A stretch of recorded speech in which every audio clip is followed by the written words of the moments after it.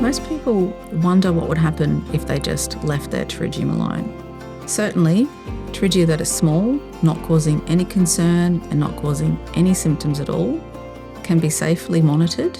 Usually this would be an annual monitoring procedure performed by an optometrist or an ophthalmologist to make sure there are no untoward changes occurring in the pterygium itself. However, most of the time, the pterygium will slowly but surely make changes on the surface of the eye, and these can include thickening and causing scarring inside the clear front window of the eye, all the way through to slowly but surely crossing along the line of sight such that it starts to interfere with vision. Traditionally, many people were told that if their pterygium was small, they could forget about it, it was a trivial condition and nothing more needed to be done. Unfortunately, this approach led to people minimising the concern they had on the surface of their eye.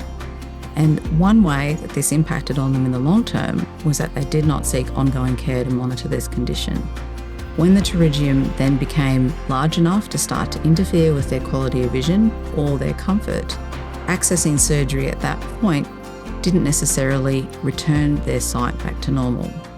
The reason why people were given this advice traditionally was that pterygium surgery many decades ago certainly didn't result in the sort of outcomes that it does today.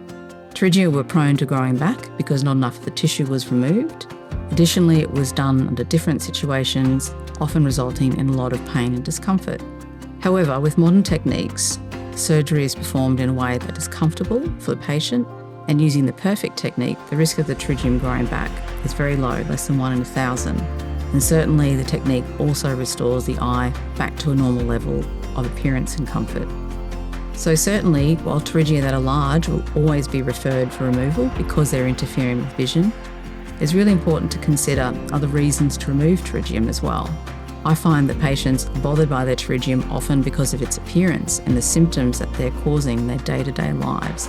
Most of the time, anyone who comes to see me who has any concerns about how their pterygium is interfering with their ability to interact with others, or someone who is bothered by the symptoms that it's causing them, it is reasonable to consider surgery as an option.